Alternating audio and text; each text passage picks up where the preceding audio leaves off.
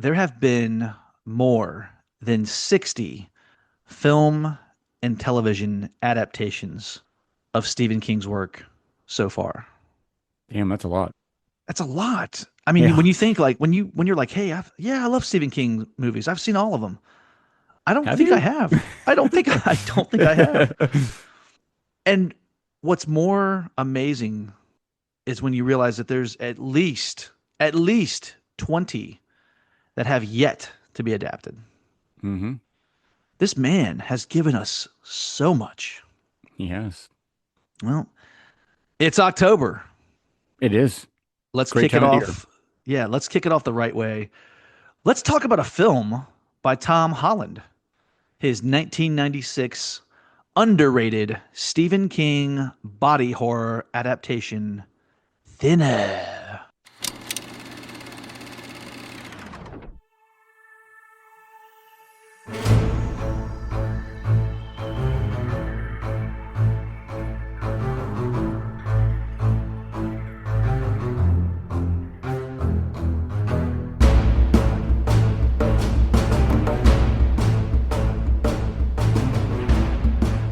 Hello and welcome back. I'm Jeff Johnson, I'm David Burns. and this is a film by podcast. David Burns, Yes. otherwise known as a white man from town. I am a white man and I am You are from a a white man town. from So town. yeah. Yeah. uh, Dave, I gotta say, I know that we are audio. We rarely do video hmm for our Patreon or for YouTube, but you, my friend, have over the last month or so have gotten quite thinner. You, what have you lost now? 35 pounds. 35 pounds. Yeah. Did, So watching this movie really made me think, wow, this is scary. I mean, were you cursed by a gypsy? That's what I'm starting to I wonder. know, right? You've been eating clean, and Yep. I wonder, like, what if could I even tempt you with like a homemade gypsy strawberry pie? Would you go for something like that right about now? Hell no, not for seeing this movie. I want nothing to do with that. Oh man. No, man, you are looking fit without a gypsy curse. So Thank you. congratulations to you. Thank you.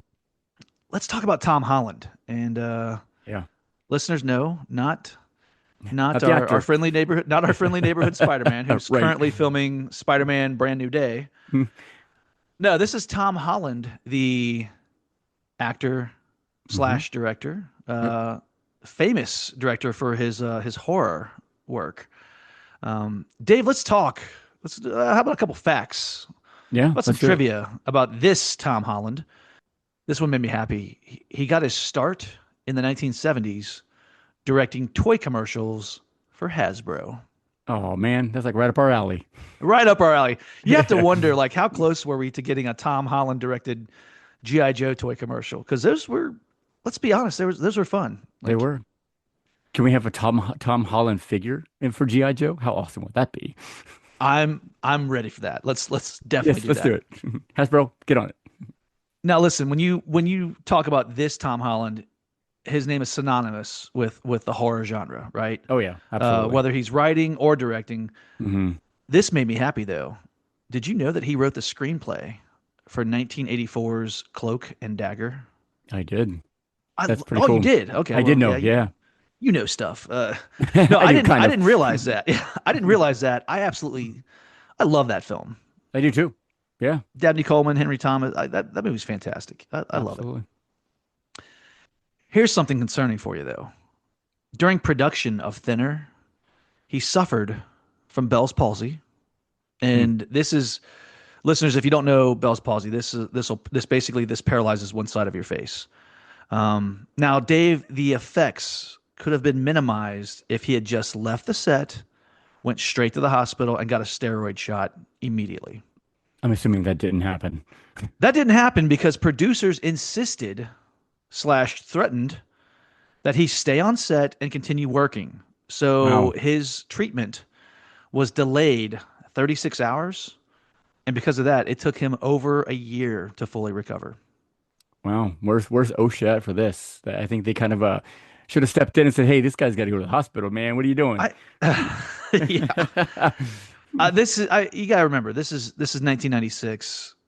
You're not getting away with this kind of stuff No, nowadays. But no way. I will say this though, by all accounts, he's doing just fine. I know we like to offer a quote Hmm. from the director at this point, but I'm not going to do that.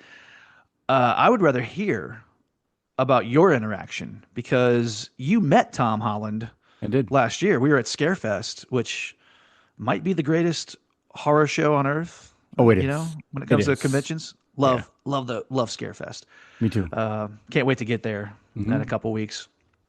But you met him, right? I Can you I can you did. share that story? I know we typically do this for con men episodes, but come on, it's Tom Holland. It's a Tom Holland episode. You gotta tell us. So it was one of those situations where he was there, and Jeff, I'd spent a fortune on autographs that weekend. You know that. I You were there remember. with Yeah. me. And I had already gotten an autograph on my Child's Play poster, and he was there, and I wasn't really going to do it, but I said, you know what? At the last second, like, I'm going to go out and meet Tom Holland and get his autograph on my Child's Play poster. So I did.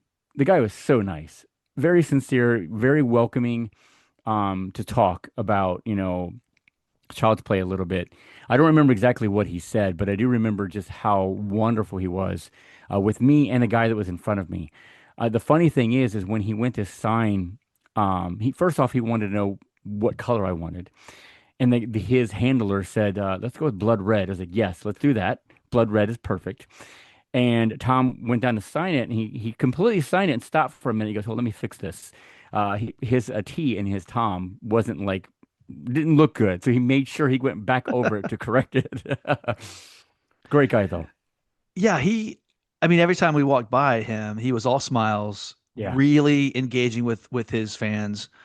I remember that because we'd just been hanging out with Don Coscarelli, yeah. talking Phantasm, and you were all excited about this Child's Play stuff. I was like, Tom Holland's right there. Yeah, go do it. Obviously Go you do have to talk to Tom Holland. You're like, what am I doing? Yeah, of course I'm going to talk about Tom Holland. Tom Right. Holland, great guy though, absolutely Yeah, great. I hope we see him at another con in the I near do too. future. I'd love to talk to him. Yep. I'd love to talk to him about Cloak and Dagger now that I know that. Absolutely. Everyone will be like Chucky and Child's Play with him, and I'll be like, hey, let's talk Cloak and Dagger. So, Dave, like we said, over 60 Stephen King film, television, miniseries adaptations exist. Hmm. It's a good chance maybe some listeners have not seen Thinner, Could or be. maybe they saw it in 96. It's almost 30 years old now. Ugh, don't Maybe remind they me. saw it, they're like, they need a refresher. Can you tell us briefly what Thinner is all about? There is no such thing as a gypsy's curse, or is there? An overweight lawyer by the name of Billy Halleck finds himself at the end of a curse by a gypsy man for hitting and killing his daughter with a vehicle. He now finds himself getting thinner and thinner no matter what he does. It is a race against the clock for him to find a way to change the course of this curse before it is too late in a classic film based off the book of the same name by the master himself, Stephen King. Is it any surprise to you that Tom Holland is hired based off the fact that Stephen King loves his work, Child's Play especially? Hmm. Not a I surprise. could see I could see Child's Play being something like Stephen King would have written, you know? Hmm. I always like hearing him like when you've got one master of horror, like what does Stephen King like? What scares him, you know? Right. So I think that's fantastic when you hear like, oh, you want the guy that did Child's Play? Yeah, get that guy. And how would that That's make you feel as a director too, to being chosen by oh Stephen King? Wow. gosh. I Yeah, I Cloud have Nine. to I have to feel any writer, any director who's gonna adapt his work. Hmm. If you get his seal of approval, you've got to be on cloud nine. Absolutely. Unless he hates your work and you're Stanley Kubrick and you just don't give a shit because you're Stanley Kubrick, you know? Right. Although Stephen King has kind of changed his tune a little bit about that, but still, regardless. Yeah. Yeah. But there's been so many great films. I don't have been. Well, I definitely want to talk about this very eclectic cast. But before we do that, let's take a quick break. Welcome back. We are talking about Stephen King's Thinner. directed by Tom Holland. Robert John Burke in the lead role as Billy Halleck. I gotta tell you, his voice is so familiar to me, and I could not figure out where I knew it from because I Hmm. don't recognize him. What's your relation with this guy? Like, where do you know him from?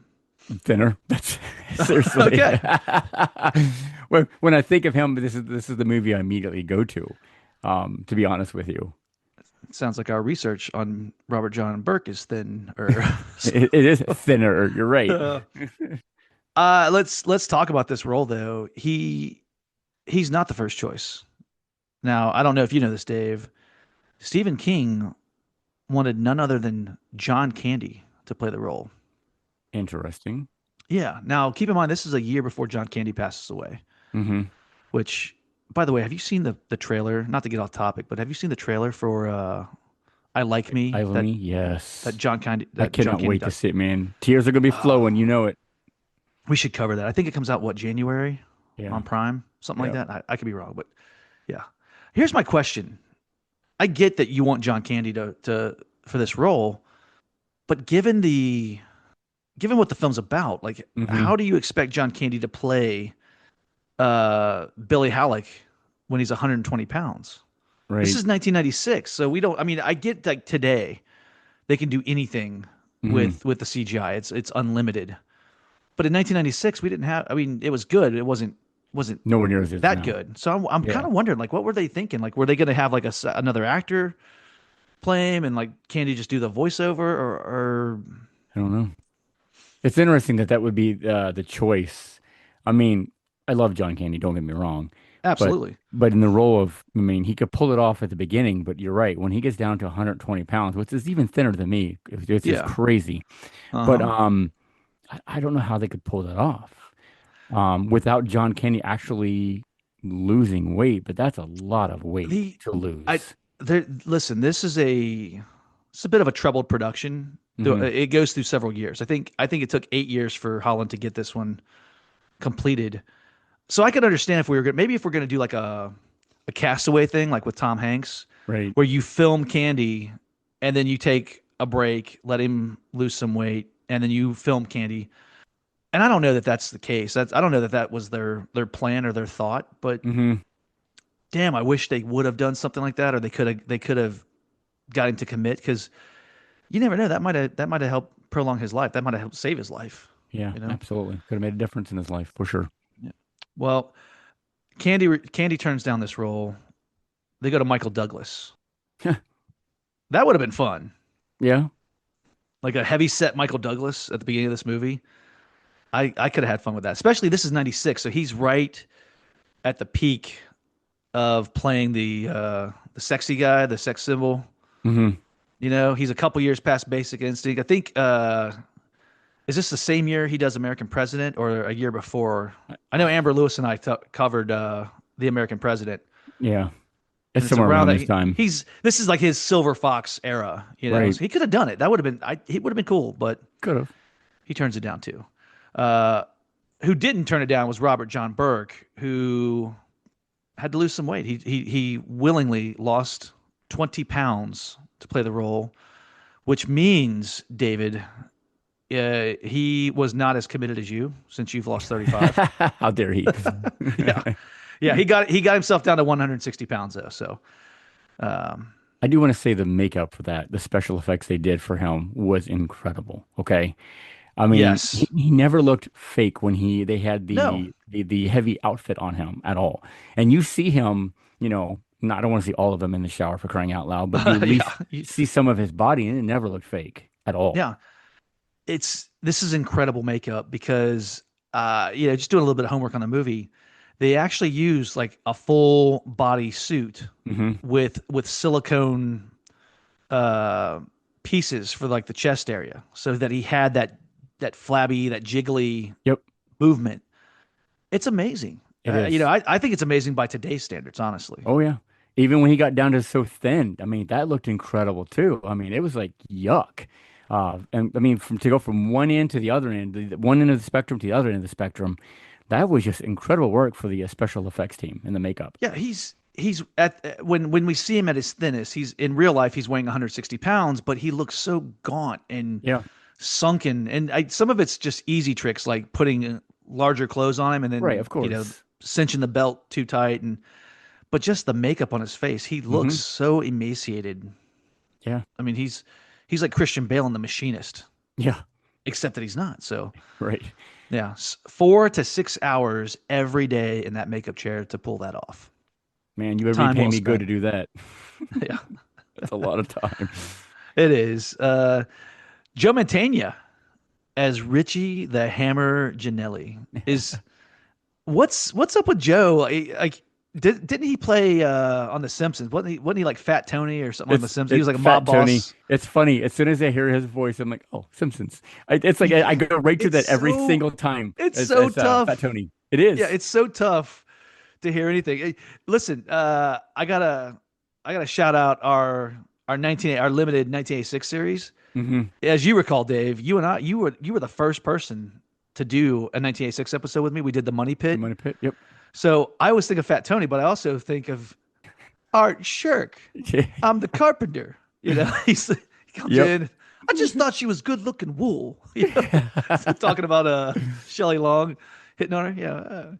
Yeah. This guy, I love him every time he turns up. He's got like a reputation for playing a mob boss or a mob guy. He was in For The obvious Last reasons. Don. Yeah, for Yeah. obvious reasons. But I dig the fact that he gets the role. He goes straight to the novel. Doesn't read it. I mean, he reads Hmm. it, but he studies it. He studies the source novel so that he can understand the Hammer's motivations. Because let's be honest, the Richie the Hammer, kind of like a guy I'd want to hang out with him. He's Oh yeah. he's having fun at the club. He's a ladies guy, but he also has your back. Mm, Like, is there if you got to have a mob guy in your back pocket, you want the Hammer, I would think. absolutely. Yeah, without question. When he showed up and he came basically to the rescue to Yeah, defend Billy, I'm like, this yeah. is the guy that you want to watch your back without question. Yeah, everyone's like, I can't believe you took the case of that mob guy. Because he gets him off. Like what is he? It's like in the trial, he's like there's like death threats, and but Hmm. Billy is able to win the case, and then yeah, the Hammer's like, hey, I owe your firm like shitload of money, but I owe you my life, so you need me, I'm there, Yep. and it's cool because I think Richie might be one of my favorite characters in the movie, Hmm. just because he's the boss. He could have sent any one of his soldiers to go save Billy or help Billy, but he's personally invested in taking care of Yeah. this guy. And I dig that. The best was him showing up as the FBI agent. Oh, that And was then so good. so good. And then he gets her to go with him and he shows, I'm looking, this is the guy, and it's his picture. Yes. Like, I am wow, so dude. scared for Kari Wurr in that Yeah. moment because you don't know what the Hammer's going to do. He's not called the Hammer because he's a nice guy. Right. you He's not a know? carpenter. No, he's not. Not in this movie, Not in anyways. this movie. He's looking at Kari Wurr. I just thought she was good looking wool. You know. Yeah. I'll tell you who's not good looking in this film. Michael Constantine is playing Limke, the old man who the, Yeah. the gypsy that has the curse. Why, Dave? Why is it that for 20 or 25 years I've always assumed that Paul Sorvino played this part?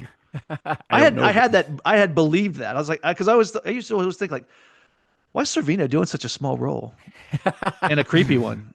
And a creepy But one at that. but Yeah. let's be honest, like you could see where I would make that mistake. I do. He's Yeah. got a real Paul Sorvino look He happening. does. Yeah. Yeah. And he wasn't that old when he took on this role too. No. Right? So which is Again, really it's strange. Heavy with the amazing makeup. makeup. Yeah. Yep.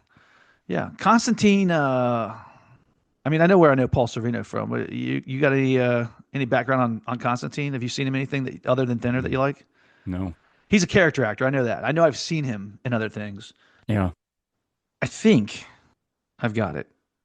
You do. I only seen it once. My big fat Greek wedding. He was the dad.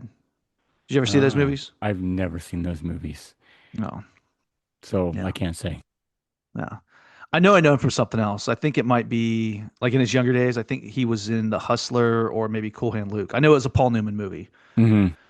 Just don't know which one. So Cool Hand Luke I'm gonna sounds right, but I could be wrong. could he have been one of he was either in the pool hall in The Hustler or he was in Hmm. the bunkhouse in Cool Hand Luke. Yeah. All right. More on that later. This is not the Michael Constantine episode. No, it's not. Can we talk about Limke's great granddaughter, the lovely Kari Rohr, playing Gina Romani? Beautiful. Gina. Absolutely, we can. She Uh, is a wild thing in this movie she is. and a little scary. The A way little, she, a little a, scary, Jeff. How about very scary? Okay. very scary. Well, I would say she is as scary as she is sexy. Oh yeah, absolutely. I just, I like her, but I like her a lot less when she's got a slingshot with ball bearings in her hands. Yeah. No, thank you. I Yeah. like the playful part that she did with the quarter. Oh, that was, I loved all of that, but let's leave the slingshot somewhere else. Okay. I want yeah, nothing to that do with that. I have to imagine in the mid to late 90s, a lot of VHS tapes having some tracking issues around that moment. Yeah, as 13-year-olds everywhere renting Thinner. I had the biggest crush on her back then. You remember her? She was on Remote Control, that MTV game show Hmm. Yep. with Adam Sandler before he was Adam Sandler. Hmm.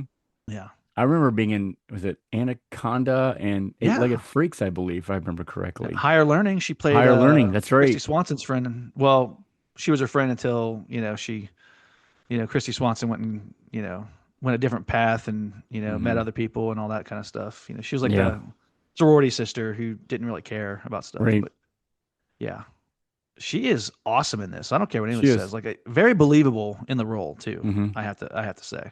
I agree. Um, yeah, I gotta now. Have you read Thinner? Did you read the novel, the Did novella? not. No.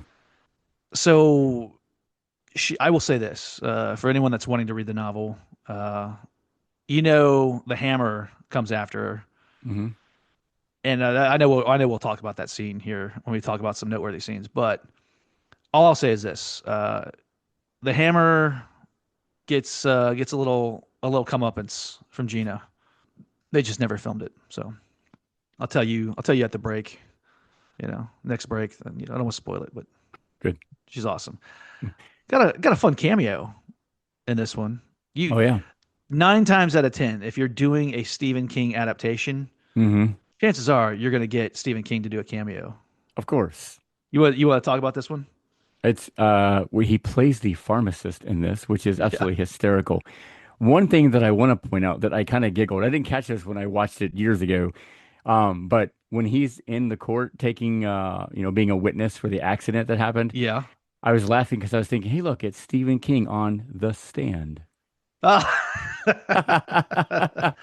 Well done. Did you catch his name, the pharmacist's name? No, what was his name? He's playing Dr. Banger.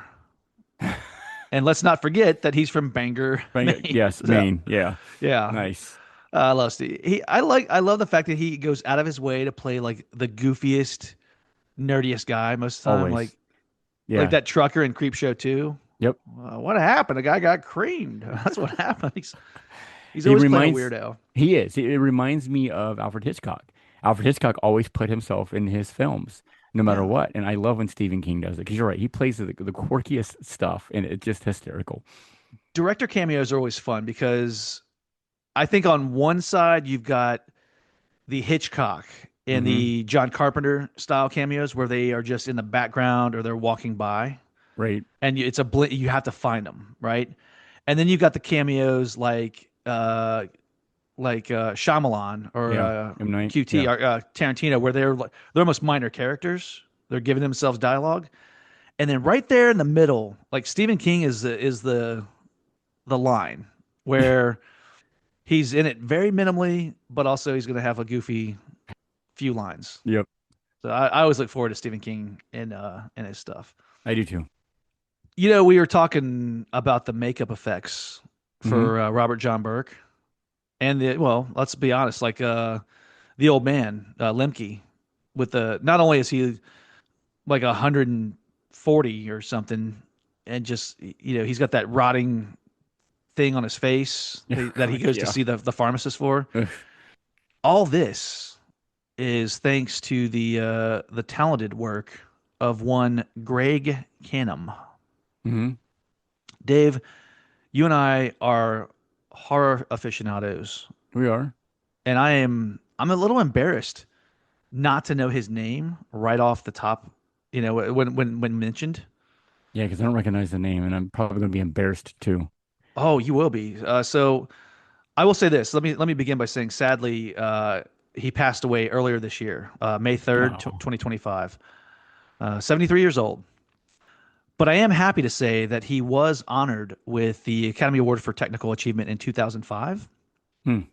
He also won the Academy Award for Best Makeup for Bram Stoker's Dracula in Oh, 1993 damn. Okay. and Mrs. Doubtfire in 1994. Wow. Now, hold on to your hat here, Dave.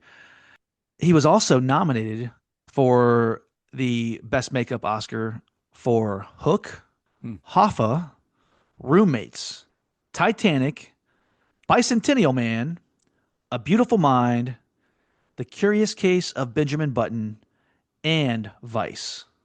Wow, that's an impressive catalog of films. Yes. Now, and just because this guy is so incredible, stuff he wasn't nominated for, but is going to blow your mind when I tell you this is the guy that was working on these movies or was behind the effects. He was driving Hmm. this stuff. The Howling, Hmm.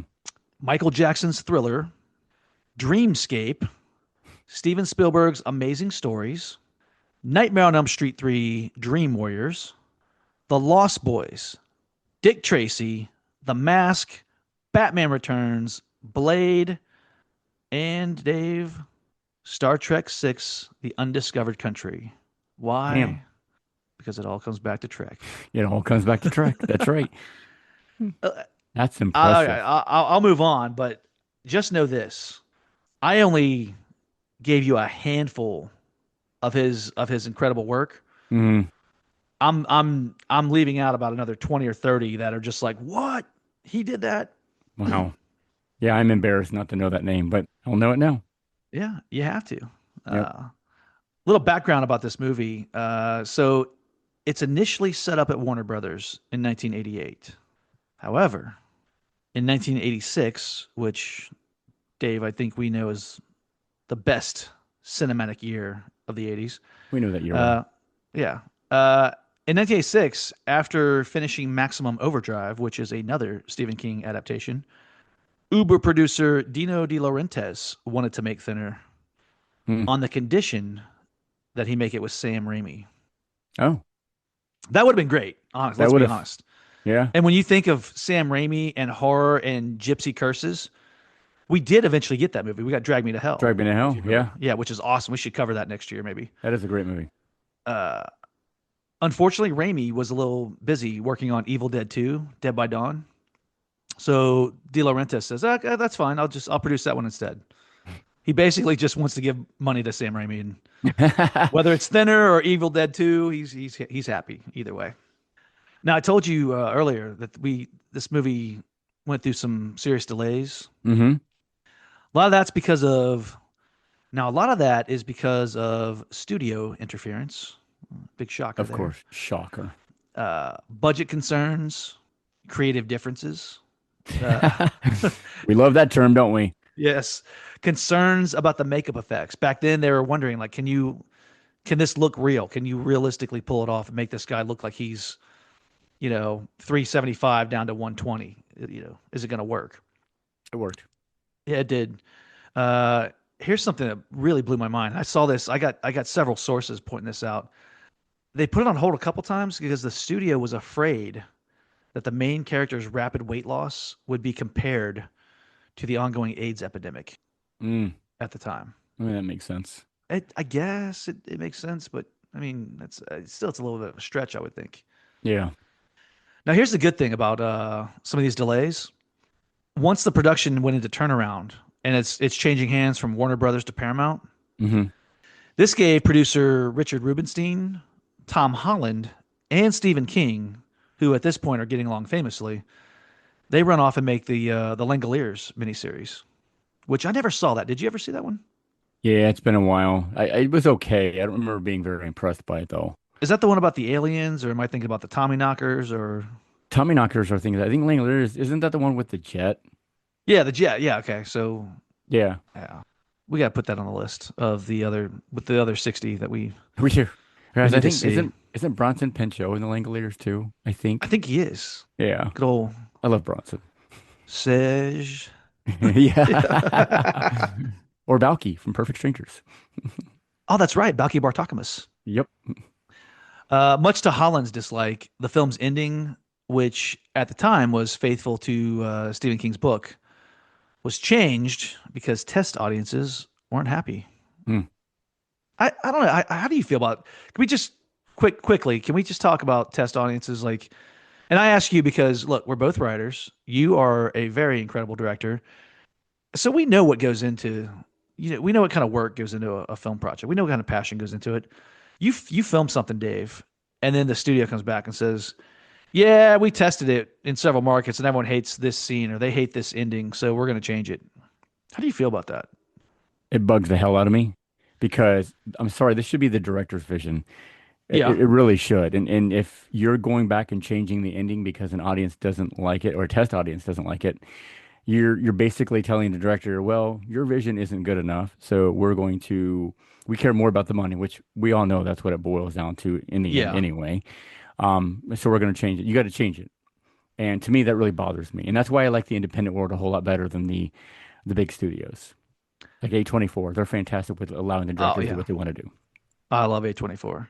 Yep. Uh, Before we talk about scenes, I got one more. I'll call this a fun fact. Uh, Joe Mantegna. Yeah. If you don't have time to sit down and read, or you just prefer the convenience of audiobooks, Hmm. the audiobook for Thinner is narrated by Joe Mantegna. That's awesome. I did Yeah, not know that. yeah. And the Sit book's not down with that Fat big, is Tony. it? The No, book's not it's that big, like 302 nah. pages or something. Yeah, well, it's considered a novella, so Yeah. it's definitely short. But I would imagine you could listen to it probably like in a day. Yeah. But I like that though. You're right. Let's sit down and listen to Fat Tony tell us the story of Thinner. Yeah, yeah, absolutely. Love it. Dave, let's talk about a couple scenes here. Is there, we talked about, I don't know how detailed we should get about the quarter scene with Kari War, but Well, one of the things I love about this movie is I like when you get some character depth because I mean, let's be honest. I mean, we've had some movies where the characters feel very cardboardish and you don't care about them. What I like about this one is the relationship between the daughter and the father. And I like the little playfulness they have at the beginning. Remember when he's getting ready to go to court yep. and you get them, they're both talking about mobster, talking like mobsters, like from Oh, that was so Godfather. much fun. I really loved that scene because it really helped develop what's going to happen towards the end of the film. And, you know, Billy obviously has a thing about his wife because you know what's going on with her and the doctor. Mm-hmm. Yep. And, he's becomes very venomous about that and wants to get revenge on that. But I love the fact that the daughter never gets in the way, that he cares about that daughter. He loves her very, very much. So I like that character development there. I think at its core, this is a movie about family It is. because on one side, you've got Billy and, he does a terrible thing. It's an accident. He doesn't mean to hit the gypsy lady, but he does go along with the cover up. He does, unfortunately. And there's a lot of family dynamic playing on his side. His wife is concerned about his health and his weight. He has that playful banter with the daughter, which I love that, where it's like, you know, she's a daddy's girl, right? Oh yeah. But on the opposite side, where you have the Romanis, Hmm. that come to town, very, very tight knit family, very protective of one another, very loving towards one another. So what it comes down to is it's a fight between families, Hmm. and it's hard to see who is the villain in this film throughout most of it, if you ask me. It does. It gets tangled up. You don't know who to cheer for in this film because I mean they're both being bad, they're both being good, and you see why they're doing what they're doing. But in the end, you're like, I don't know how to feel about this. So I agree Yeah, with you. yeah. I love the fact that the gypsies are They're a little supernatural. Obviously, Hmm. we're talking about a curse. The old man puts a curse on several people in this movie. But I also like that there's other things. And again, bringing this back to the quarter scene. Hmm. Billy is in on the top floor of this office building with his boss. He's just won the case. They're looking out the window because the gypsies have kind of set up like a fun little festival, Yep. and they're looking at Kari War, and his boss is like, "Will you check her out?" And he makes some very lewd comments about Hmm. offering her a quarter, and Billy is like, and she kind of like they're looking down, and Kari's character kind of looks up with a she gives him a look. Let's be honest. And this is a long distance. There's no way she can hear them. Yeah, No there's way. no way she can hear him. They're No. like several floors up. They're in the Yeah. office building. She's across the street, and Billy's like, "Yeah, careful. I think she might have heard you." Like just playfully. But then he goes outside, and she smiles, and he smiles back, and then she pulls that quarter out, Yeah.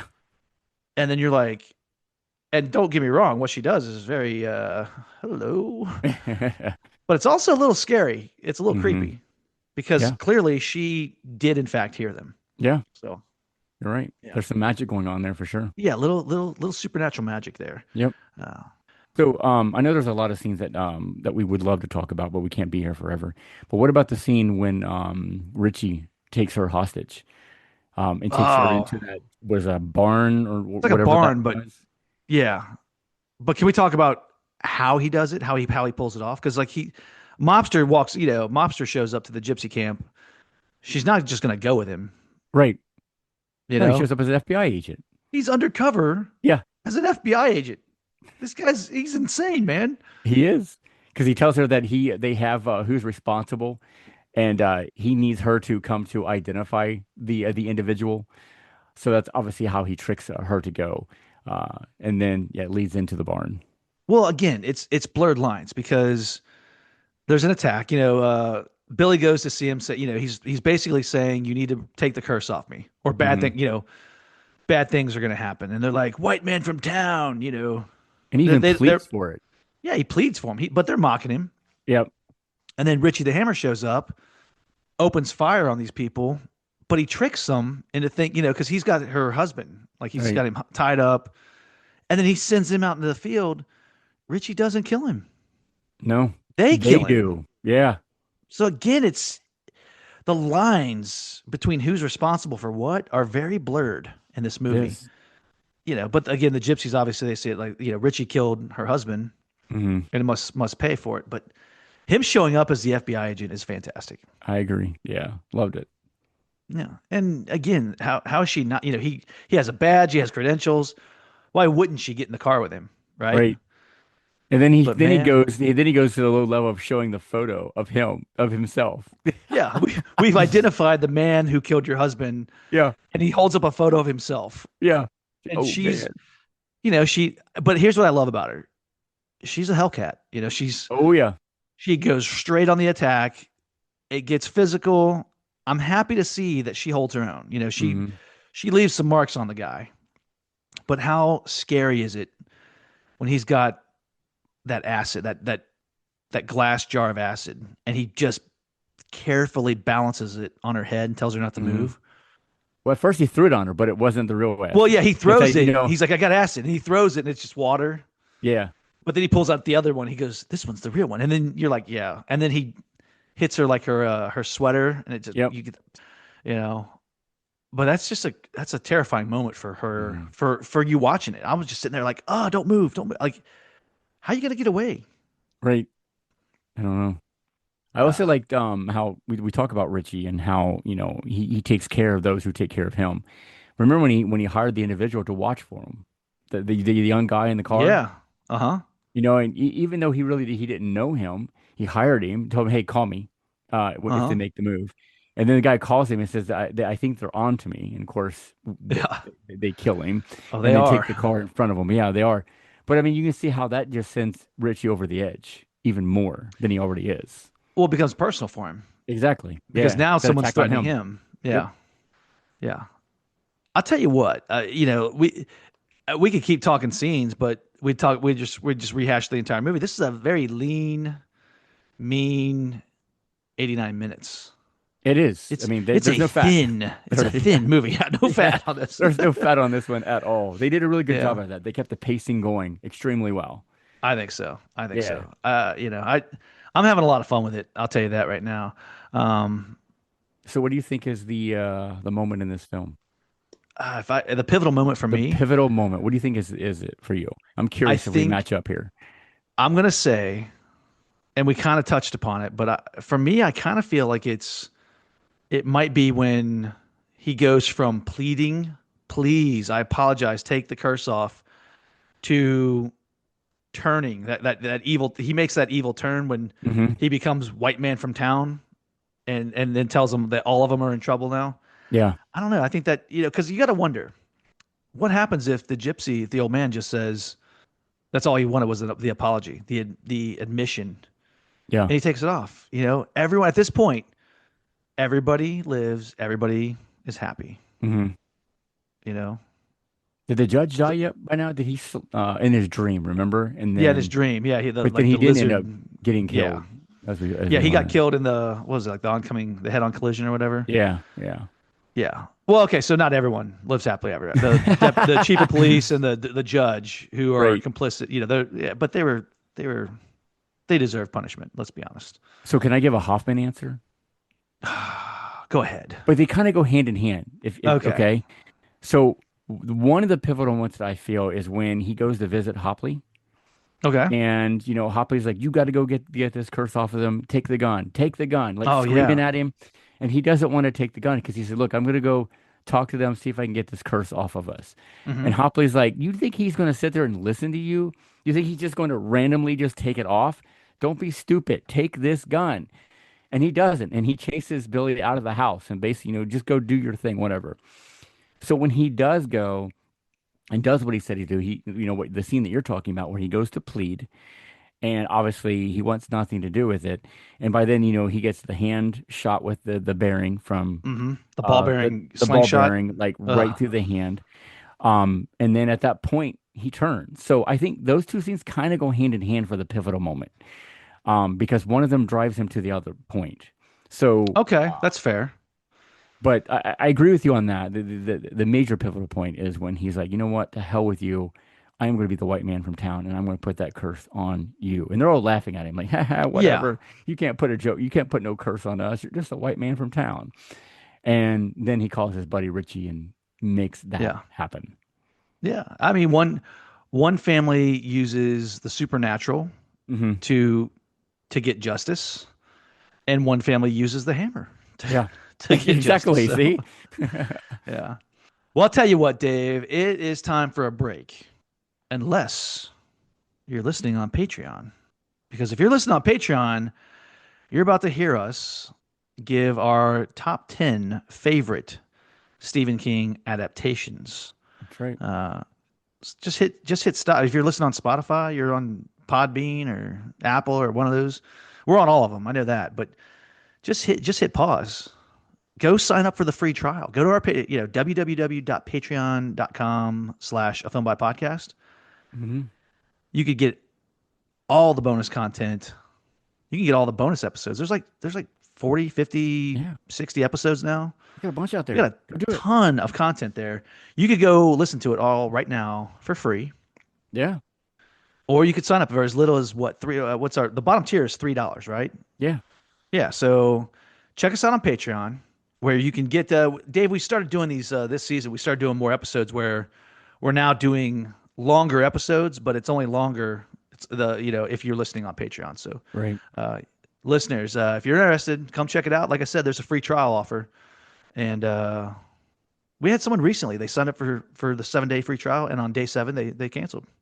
Well, So that's don't what it's feel there like for. it's like well, I'm stuck. You know, No, you're not. no, you're not. You can listen. Columbia houses, as I say, get in there, download a bunch of them, listen to a bunch of them, and then get out. Our No younger gypsy listeners. curses. Yeah, We promise. our younger listeners are gonna have no idea about that comment you made. The Columbia House The comment. Columbia House says, yeah. And listen, anyone over probably 35 or 40, they know what we're talking about. Yeah. But for those of you that are not on Patreon, we'll be right back after these messages. Welcome back. Apologies for what was maybe 30, 60 seconds for you has been what, about a good 20 minutes for us. 20 minutes, yeah. Listeners, I got to tell you, you got to get over to Patreon. We just had an incredible conversation about our top 10 favorite Stephen King adaptations, and you need to check it out. But Yeah. while we're at it, Dave, getting back on track, if someone was unfamiliar with director Tom Holland, Hmm. let's talk about what three films we would suggest they watch. I have a strong suspicion that we're going to go three for three here, and Maybe. I'm so certain of it. I say we go in chronological order. So, Okay. can we start with his feature film debut, 1985's Fright Night? Of course we can, because We that got movie to. is fantastic. You're so A cool, creepy. Brewster. You're so cool, Brewster. And the awesome Chris Sarandon. Oh, Kristen, man, what a again. This guy has played some of the most villainous people on film, Hmm. and yet he's the nicest guy when you talk to him in He person. is the nicest guy. How long? What did I talked to him for like what 15, 20 minutes about organic Oh, farming good. Yes, and organic farming. gardening? Yeah, Yeah. you did. You're like, what do I finally, where you been? Yeah, like you guys were like, I remember you guys were like watching me, and you're like, so what are you doing? Like, is he gonna do the show? Is he like, what are you talking movies? I was like, no, we've been talking about organic gardening, talking about the garden. I got a raised garden bed I'm starting, and Great. he's got some great tips. And you're like, what? Yeah. Well, what? But no, What? no, Sarandon, he's follow him on Facebook, and yeah, I don't know what all I follow him on Facebook, so I don't know what all the social media channels that he has, but he's got some really good tips if you're trying to get a green thumb, trying to eat Yeah. healthy. He's got some amazing stuff to tell you. But Fright Night, such an incredible vampire movie. Yes. It's Great vampire celebrating movie. 40 years old. Yeah. Hard to believe. Hard to believe. Let's Yeah. not forget about Mr. McDowell in that movie. Oh, he's so good. Peter He is Vincent. so good in that movie. Yeah. Love One of my Fright one Night. of my favorite performances of his, by the way. It really is. Oh, it's got And to he's be done a right. lot. He's done a lot, but this is one of my favorites. All right. All right. So we both recommend that one. Absolutely, we do. Number two. And now I'm starting to think maybe we're going to diverge here. And when I tell you my pick, you're going to be like, oh, why didn't I pick that? So can we just skip number two for a second and go to number three? Okay. Because we both know we're going to talk about 1988's Child's Play. Of course we are. You have to. Let talk, Yeah. Dave. I'll let take. You're my buddy. Of course You're my I'm your buddy. what is it? Friend to the end or whatever. Friend to Yeah, the end. yeah. You're my friend to the end. Why don't you talk about Child's Play? So, of course, another performance of Chris Sarandon, by the way, Yep. who plays the police officer, the detective in this. But of course, Brad Dourif, who gives his voice as Chucky, Mm-hmm. the puts his spirit into the doll of Chucky and goes a little crazy. A kid gets him for his birthday and thinks he's got one of the best birthday presents ever until it comes to life and tries to kill freaking everybody. Yeah. Dave, correct me if I'm wrong, but haven't you met basically the entire cast of Child's Play at this point? I haven't met the mom. Oh, okay. She's the only Okay. one. She's the only one left. I've met everybody else, including Brad Yeah. Dourif. Yeah, because you met Brad Dourif a couple years ago, right? So I love these funny stories of meeting people Yeah. because they give you such a better look at the movies and appreciation of them. So with this, I hope you don't mind me going on a tangent here a little bit about No, this. please do. So Wayne and I were at Dragon Con years ago, and Brad Dourif was there, and we got into this elevator to go up, to our room. We did not know Brad Dourif was in the elevator with us because it was Oh, crowded, packed, yeah. and we were going up, and there were some people in the back that were talking. You didn't know who they were until I heard the most ear-shattering, creepy laugh of all times, and immediately I'm like, oh my God, that's Chucky. Wait, was And he doing it on purpose? Like, was he doing the that was Chucky that was laugh, or his was he laugh. just laughing and that's his He laugh? was laughing, and that was his laugh. Oh my Like gosh. literally, I had goosebumps running up and down my spine. Like, oh my God, Chucky's in this elevator with us. So I turned around to look into the back and saw Brad Dourif at that point. But oh my God, that was creepy. Oh man. And I know you met some of the cast last year at Scarefest. I did. Uh, Alex Vincent, who's the yeah. kid. He plays the young Um, yeah, the kid. He plays the young boy in it. So yeah, absolutely. And of course, Tom Holland obviously is Well, the biggest yeah, one. Okay. So yeah, keep it on. just Hopefully, I amazing. can meet the mom and get her autograph. I still need Yeah. Chris Sarandon's autograph for crying out loud. I hope we meet him again. Well, listen, we'll talk gardening with him, and you just, Yes, there we go. maybe he'll write down some tips on the poster or something like that. Like, Absolutely. Yeah. I wanted to skip there because I knew that we were going to talk Child's Play, and I knew that Chris Sarandon is a good way to connect Fright Night and Child's Play. So Yep. here's where we might diverge. Uh, what would be your second choice? So I'm going with the TV series, Tales from the Crypt. Interesting. Why? What is yours, Jeff? I'm going with a TV series. Oh, because I know he did Amazing, 3 episodes of Tales amazing from the Crypt. stories. Okay. So What even though should this be like reversed? That's amazing. Like, oh, well, it's amazing stories for me, but I typically like because you and Wayne love amazing stories. Like, you guys can we do. quote every episode, I think. But and I'm the Tales from the Crypt guy. But tell me about the Tales from the Crypt that he did. So he's actually did 3 episodes. He's done Okay. from season 1, season 2, and season 4. He did the episode 5 in season 1 called "Lover Come Hack to Me." That was done in 1989. He did season two's episode 9, Four-Sided Triangle, in 1990. And then Uh-huh. in season 4, episode 9, he did King of the Road in 1992. I hope a lot of people have done or watched Tales from the Crypt because there's a lot of great episodes with the Crypt Keeper, telling the stories, obviously. But it's interesting that we both picked TV series. Yeah. Yeah. So in 1986, he did Amazing Stories. He did an episode. I know you've seen it. It was called Miscalculation. Hmm. Spielberg co-wrote this episode, by the way, and it starred a very. I'm going to tell you the name. I'm going to give you the actor, and you're going to go, "Oh, hold on, I remember." But a very young John Cryer was in this episode. Okay. If you remember, he was the nerdy college kid that he had trouble meeting girls, so he creates a potion, and it makes the magazine, like the hot magazine pinup girls, like come to life. Yeah. I know exactly what you're talking about. I always Yeah. remember this one because it's sort of like Weird Science in a way.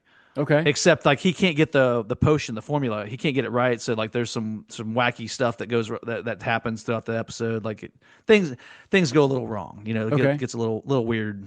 But I always remember like yeah, like that'd be so cool if you could come up with a potion like that. But then not the way he's doing it. So Not at all. have you noticed this season we've Tales from the Crypt and Amazing Stories keep popping up. I have. I'm ready to buy It's both of them. I Like agree, man. I'd like to dig back in. There's so many episodes I don't remember. It'd be nice to go through them again. it'd be nice if we had time to do like a Amazing Stories recap or a Tales from the Crypt recap or Boy, yeah, tell episode tell by Wayne episode. that. Wayne will be all over that because he loves amazing stories. Oh, well, maybe in like 2027, 2028. Like we're a little booked until then. So Just a let's little bit. Just a just little a bit. little bit. All right. Well, Dave, let's wrap up. Your recommendation when it comes to thinner. Definitely check it out. Just watch out for the gypsies. Don't Yeah. piss them off. I think this is a must for King completists. Yep. And it's a fun cautionary tale. It is. Just tell the truth. Be honest. Yep. Own up to your mistakes. Watch what you say and do. All right, Exactly. be respectful to the gypsies. Yeah. Dave, I know we watched this on Amazon Prime. We Rented did. it. Yep. You can watch this for free on Pluto TV right now. Oh, okay. Free with ads. Pluto. We don't talk a lot about Pluto or enough about Pluto because we are. Tubi guys. Yeah, we're Tubi. Like Tubi should be a sponsor at this point. I should reach out It to should. Tubi. Tubi. You know, they get a lot of promos from us. They get a lot They of do. yeah. Pluto TV does not, and we should change that. We'll watch more on Pluto TV, but Agreed. yeah, definitely check this one out, listeners. For those of you that have seen it, what did you think of Thinner? More importantly, do you have a favorite Stephen King adaptation? You can let us know on social media. You'll find us on Facebook, Instagram, X. You can check out afilmbypodcast.com for all of our episodes streaming free. Well, not all of them, Dave. There's a Patreon link there. There But is. let's not forget, there are plenty of free episodes on Patreon. And all you need to do to listen to them is just sign up for the free membership. That's right. There's a free membership. You won't get all of them, but you do. Dave, we try to do what, like one, sometimes two episodes a month on We Patreon that do. are free. Yep. Yeah, check it out. Check it out. You can write to us at a filmbypodcast at gmail.com with your questions, comments, and concerns. We might just read your response or your question or your gripe or your curse, whatever it is that you're throwing at Whatever us. it is. Whatever it is, we might read it on the show, and if we do, we will absolutely send you some of Film by Swag. Dave, I want to thank you. I know how you are so busy on the bridge of the Enterprise. You and Wayne and Scott giving us Yeah. the Phasers Set to Stun Star Trek show that we do on Wednesdays. We love it. We love being on that Yeah, bridge and talking about yeah, Star Trek because, as we always say, everything comes back to Star Trek, man. yeah, yeah. You guys are in the middle of your it's what the Deep Space Nine Yeah. series where you guys are doing the starter treks where you're giving us like the top 10 episodes of this season. Yep. Just like we do Just with the a Next Generation. Yep. Hey, listen, I was not a TNG guy before you guys started that. And then I love the Next Generation because Hmm. of your curated lists as they were. Yeah. So yeah, I might just become a Deep Space Nine guy. You might. You probably will. I'm not there yet, but you're slowly winning me over. So, but you're gonna be back. This is your month. It's October. You love horror films. You're gonna be back later this month. Are you're gonna sit in with us? Me and Garrett are doing Hatchet, Well, yeah, that of Adam course Green we're going to do film. that one because that's a Kane Hodder, right? Yeah, yeah. Well, So, of I, course I we're going to do figured it. I figured you'd be a little upset if we didn't invite you for that. But I would be. what about you got one that you've been after me for several years now, demanding that we cover it. You want to tell the listeners what we're gonna end the month with? So, I remember last year, I think it was in October actually, when I caught this movie again, and I forgot how much I loved it. And of course, I'm talking about The Blob. Yeah, So, and I'm not talking the original Blob. This is the one that they remade. Was that 89? I want to say 88. 88, 88. You want the Kevin Dillon one? Yeah, the Kevin Dillon. Yeah, so that's the one I'm talking about. I really enjoyed that film a lot. It's a lot of fun. It's creepy. The Blob itself, I mean, there's some really good special effects in that movie. Hmm. So, and I reached out to you and said, Jeff, we need to talk about this movie. And guess what? We're going to do it this October. We're talking The Yeah, Blob. it was like a couple years ago. You're like, what about the Blob? I was like, I don't know. And then last year, like, we're doing the Blob. I was Yeah, like, we don't with the schedule set. And then this year, you're like, the Blob, Chuck Russell, the Blob, Kevin Dillon, Shawnee Smith. I was like, we're okay, doing it. all right, the Blob oozing its way to the show at the end of the month. That's right. Speaking of the end of the month, you guys at the end of the month, last Saturday on Patreon, because it all comes back to Trek, but it also all comes back to Patreon right now. It does. A film at 50. There's only one movie you guys should be doing in October, and please tell me you're doing it. Of course we're going to do it, Jeff. We're going to warp. We're going to do the time warp, Jeff. Should I step to the left or And should I step to yes, the right? either one is fine. So All yeah, that's right. right. We're doing the Rocky Horror Picture Show. I'm so excited for that. So exclusively on Patreon, right? That's right. Exclusively All on right. Patreon. All right. You heard it. You heard it here first, boils and ghouls. It's October. We're leaning heavily into the scary stuff, and we got some really fun episodes. And Dave happily will be back for a couple more. So Absolutely. to all of you listening to the show, following us on social media, subscribing to the Patreon, we thank you.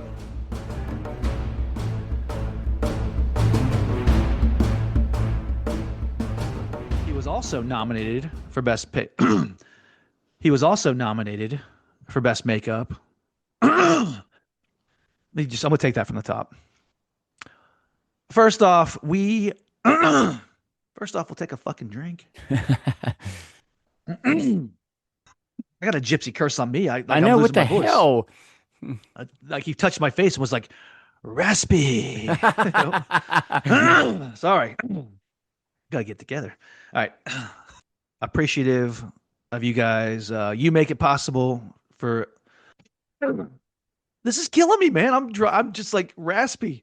I gotta wrap it up. You'll be happy with. All I'll tell you is that one was fucking it up, Dave. Yeah, we've choking to death. You got me coughing now, damn it. Sorry, sorry.